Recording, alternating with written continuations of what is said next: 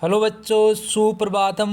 कैसे हो? ओके, देखिए 10 पार्ट कंप्लीट होने के बाद आज हम 11 नंबर पार्ट पढ़ेंगे। ठीक है, कौन सा पार्ट पढ़ेंगे? 11 नंबर, यानी एकादश है। एकादश है, पाठ है। 11 नंबर पार्ट पढ़ेंगे। पाठ का क्या नाम है? विद्याधनम। क्या लिखा हुआ है? विद्याधनम। ठीक है, यानी विद्या रूपी जो धन है उसके बारे में इस चैप्टर के अंदर बताया गया है। यानी विद्या का जो महत्व है, यानी विद्या का जो क्या महत्व होता है, तो वो ही इसी पाठ के अंदर बताया गया है। तो देखिए बच्चों, आज हम इस पाठ को पढ़ने जा रहे हैं 11 नंबर को। सबसे पहले देखिए, पहले वाला श्लोक देखना। न चोर हार्यम न च राजहार्यम न भ्रातृभाजम न च भारकारी वे कृते वृधत एव नित्यम विद्याधनम सर्वधन प्रधानम। न चोर हार्यम, न मिस नहीं, चोर हार्यम यानी चोरों के द्वारा चुराई नहीं जाती। तो विद्या की महत्व बताई जा रही है कि न तो चोरों के द्वारा इसको चुराया जा सकता है, न च राजहार्यम, और न ही राजाओं के द्वारा इसको छीना जा सकता है या राजाओं के द्वारा इसको हरण किया जा सकता है। तो न तो विद्या को चोर चुरा सकता है और न ही राजा के द्वारा इसको छीना जा सकता है या इसको हरण किया जा सकता है, नहीं किया जा सकता। न भ्रातृभाजम न च भारकारी, न भ्रातृभाजम, न मिस नहीं, भ्रातृ मिस वायु में, भाजम मिस बंटवारा, और न ही ये क्या हो सकता है, वायुओं द्वारा बंटवारा भी नहीं किया जा सकता। यानी विद्या का वायु में बंटवारा भी नहीं होता है। ठीक है ना, हर चीज़ का बंटवारा हो जाता है लेकिन विद्या का नहीं होता है। इसलिए आपको हमेशा अच्छी विद्या प्राप्त कर लेनी चाहिए। अच्छा पढ़ोगे तो अच्छा कुछ आगे सीखोगे और अच्छा कुछ काम भी करोगे। इसलिए विद्या की महत्व बताई गई है इसी के अंदर। न च भारकारी, और न ही भार में भार बढ़ाने वाला है। तो विद्या वे कृते वर्धत एवं नित्यम, वे कृते, वे मिस खर्च होती है, यानी खर्च करने पर वर्धत है, बढ़ती है। विद्या खर्च करने पर क्या करती है? बढ़ती है। यानी जितना इसको खर्च करोगे उतना ही बढ़ेगा। यानी जितना आप अपना ज्ञान किसी को दूसरे को दोगे तो वो ज्ञान उतना ही क्या होगा? ज़्यादा बढ़ेगा। एवं नित्यम, नित्यम इस हमेशा। विद्याधनम सर्वधन प्रधानम, विद्याधन क्या है? सभी धनों में प्रधान धन है। यानी जो विद्याधन रूपी जो धन है वह सभी धनों में क्या है? प्रधान बताया गया है। तो देखो, इसका दोबारा से मैं आपको एक बार और बता देता हूँ ताकि आपके समझ में आ जाए। देखना, न चोर हार्यम न च राज हार्यम न च भ्रातृभाजम न च भारकारी वे कृते वदत एवं नित्यम विद्याधनम सर्वधन प्रधानम। यानी विद्या रूपी जो धन है वह न तो चोरों के द्वारा चुराई जा सकती है और न ही राजाओं के द्वारा इसको छीना जा सकता है और न ही भाइयों में इसका बंटवारा किया जा सकता है, और न च भारकारी, और न ही ये बहार देने वाली है, यानी ये कोई वजन वाली नहीं है। वे कृत्य वर्धत एवं नित्यम, यानी इसको खर्च करने पर हमेशा ये क्या करती है? बढ़ती ही है। विद्याधनम सर्वधन प्रधानम, विद्याधन क्या है? सभी धनों में प्रधान है। आगे वाला देखिए, सेकेंड नंबर। विद्यानाम नरसे रूपम दिखम प्रछन गुप्तम धनम विद्या भोग करी यशः सुख करी विद्या गुरुणाम गुरु विद्या बंधुजनो विदेश गमने विद्या परा देवता विद्या राजसु पूजते न ही धनम विद्याहीन पशु। तो देखिए, विद्या नाम नरसे रूपम दिकम प्रछन गुप्तम धनम, यानी विद्या मनुष्य का क्या है? अधिक सौंदर्य है। विद्या नाम नरस्य रूपम दिखम, यानी नरस यानी मनुष्य का, विद्या क्या है? मनुष्य का, रूपम अधिकम यानी अधिक सौंदर्य है। प्रच्छन्न गुप्तम धनम, प्रच्छन्न गुप्तम का मतलब होता है छिपा हुआ धन, यानी निजी गुप्त धन है। विद्या मनुष्य का अधिक सौंदर्य है और ये निजी उसका क्या है, गुप्त धन है।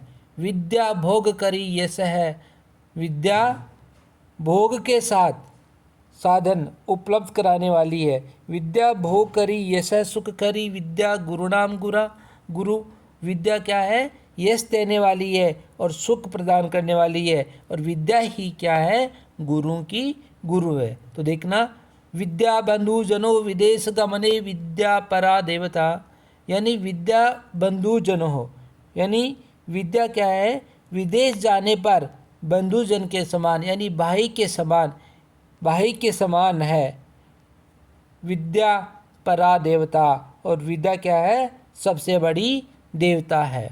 विद्या राजसु पूजेते न ही धनम विद्या वीना पशु, विद्या ही राजाओं में पूजी जाती है। विद्या किस में पूजी जाती है, राजाओं में पूजी जाती है। आगे, न ही धनम विद्या वीना पशु, और धन नहीं विद्या से रहित व्यक्ति पशु होता है। यानी विद्या से रहित व्यक्ति किसके समान होता है, पशु के समान होता है। इसलिए हमेशा व्यक्ति को अच्छी विद्या प्राप्त कर लेनी चाहिए। तो ऊपर वाले दोनों जो श्लोक बताए हैं आपको समझ में आया या नहीं आया होगा, ठीक है। यदि नहीं आया है तो कमेंट बॉक्स में ज़रूर डालना, फिर इसको दोबारा समझा दिया जाएगा। आया समझ में? तो देखना आगे, केयूरः न विभूषयन्ति पुरुषं हारा न चंद्रोज्ज्वला, न स्नानं न विलेपनं न कुसुमं न अलंकृता मूर्धजा, वाणिका संलंकृति पुरुषं सा या संस्कृता धार्यते, क्षीयन्ते अखिले भूषणानि सततं वाग्भूषणं भूषणम। तो देखिए 3 नंबर, यानी 3 नंबर क्या है, केयूरा न विभूषयन्ति पुरुषम हारा न चंद्रोज्ज्वला। चंद्रोज्ज्वला, चंद्र प्लस उज्ज्वला, इसका जो संधि विच्छेद करेंगे तो वो कैसे करेंगे, चंद्र प्लस उज्ज्वला, ठीक है, चंद्र प्लस उज्ज्वला। तो कौन सी संधि हो गई, गुण स्वर संधि, ठीक है। तो देखना, केयूरा न विभूषयन्ति, केयूरा किसको कहा जाता है, यानी जो बाजूबंद होते हैं ना, बाजूबंद, तो मनुष्य को बाजूबंद सुशोभित नहीं करते हैं। केयूरा न विभूषयन्ति पुरुषम हारा न चंद्रोज्ज्वला। तो देखिए मनुष्य को क्या है, बाजूबंद यानी सुशोभित नहीं करते हैं, और न ही चंद्रमा के समान उज्ज्वल हार सुशोभित करते हैं। यानी मनुष्य के ना तो उसके बाजूबंद सुशोभित करते हैं और न ही चंद्रमा के समान उस उज्ज्वल उसके हार सुशोभित करते हैं, ठीक है। न स्नानम न विलेपनम न कुसुमम न अलंकृता मूर्धजा। न स्नानम यानी न स्नान और न ही स्नान करने से, न विलेपनम और न ही क्या करने पर, शरीर पर लेप करने से योग्य है ना, न कुसुमम न अलंकृता मूर्धजा, यानी न स्नान करने से और न ही शरीर पर लेप करने योग्य सुगंधित पदार्थ, ठीक है, न फूल और न सजाए गए बाल, वाणिका संलंकृति पुरुषम या संस्कृता धार्यते। तो देखिए, और न ही मनुष्य के द्वारा सजाए गए जो बाल सुशोभित करते हैं मनुष्य को एकमात्र ही, कौन सा, वाणी कहा, वाणी प्लस एका, केवल एक वाणी ही क्या करती है, सुशोभित करती है। सम अलंकृति यानी वाणी ही मनुष्य को क्या करती है, सुशोभित करती है। पुरुषुम या संस्कृता धार्यते, जो सुसंस्कृत रूप से धारण की गई हो, ठीक है। आगे, क्षीयन्ते अखिल भूषणानि सततम वाग्भूषणम। तो देखिए, यानी जो वाणी रूपी जो आभूषण है, क्या है, वाणी रूपी जो आभूषण है, ठीक है, वो निरंतर रहने वाला क्या है, आभूषण ही है। सततम यानी लगातार। सततम का अर्थ क्या होता है? लगातार। आगे समझ में आया होगा। देखना आगे बच्चों, 4 नंबर, विद्या नाम नरस्य कीर्ति ऋतुला भाग्य से च आश्रय धेनुः काम दुघा रतिश्च विरहे नेत्रम तृतीयम च सा सत्कारायतनम कुलस्य महिमा रत्नैर्विनाभूषणम तस्माद् नेमुपेक्षे सर्व विषय विद्याधिकारम कुरुः। तो देखिए विद्या नाम जो है ना, विद्या, तो विद्या नाम नरस्य कीर्ति रतुलः भाग्य क्षय चाश्रय। तो देखिए विद्या यानी माता के समान रक्षा करती है। विद्या किसके समान रक्षा करती है? माता के समान रक्षा करती है। माता के समान रक्षा करती है और पिता के समान ये क्या करती है? कल्याण में इसको लगाती है। यानी पिता के समान क्या करती है? एक तो माता के समान रक्षा करती है और पिता के समान क्या करती है? कल्याण करती है। ठीक है, आगे, और पत्नी के समान, ठीक है ना, धेनु काम दुगा रतिश्च विरहे नेत्रम तृतीयम चैसा सत्कार्यतम कुलस्य महिमा रत्नैर्भूषणम। तो देखिए उसके बाद में यानी पत्नी के समान दुख को दूर करके हृदय को या क्या करती है? आनंदित करती है। ठीक है, आगे, और लक्ष्मी की वृद्धि करती है। सभी दिशाओं में ये क्या फैलाती है? यश फैलाती है। यानी सब दिशाओं में ये क्या फैलाती है? कीर्ति यानी यश फैलाती है। और कल्पलता के समान विद्या। ठीक है ना। तो ये जो आपका चैप्टर था उसके बारे में देखना। अब देखो जो समझ में नहीं आया तो उसको एक बार कमेंट बॉक्स में ज़रूर डालने की कोशिश करें। ठीक है, एक बार मैंने इसका हिंदी अनुवाद पूरा कंप्लीट बता दिया है और कोई सा भी श्लोक इसमें से यदि नहीं समझ में आता है तो उसको कमेंट बॉक्स में डालें कि ये वाला श्लोक हमें समझ में नहीं आया। ठीक है, उसको फिर से दोबारा बताने की कोशिश करेंगे। तो यहाँ तक सबका कंप्लीट हो जाना चाहिए भाई। ठीक है, आगे देखिए, आगे इसके कुछ शब्दार्थ हैं। ठीक है, आगे इसके क्या है? शब्दार्थ। तो शब्दार्थ को देखना, एक बार देख लीजिए शब्दार्थ को। तो चोर हार्यम का मतलब होता है चोरों के द्वारा चुराने योग्य। राज हार्यम राजा के द्वारा छीनने योग्य। और भ्रातृभाज्यम भाइयों के द्वारा बांटने योग्य। बाहरकारी का क्या अर्थ होता है? बाहर बढ़ाने वाली। प्रच्छन्न गुप्तम अत्यंत जो गुप्त जो धन होता है उसको कहा जाता है। भोगकरी का अर्थ होता है भोग का साधन उपलब्ध कराने वाली। परा का मतलब होता है सबसे बड़ी। राजसु राजाओं में। और केयूरा यानी बाजूबंद होता है। चंद्रोज्वला चंद्र प्लस उज्ज्वला यानी चंद्रमा के समान जो चमकदार होता है। विलेपन का मतलब होता है शरीर पर लेप करने योग्य सुगंधित जो द्रव्य होता है, जैसे मान लो चंदन या केसर जो होता है।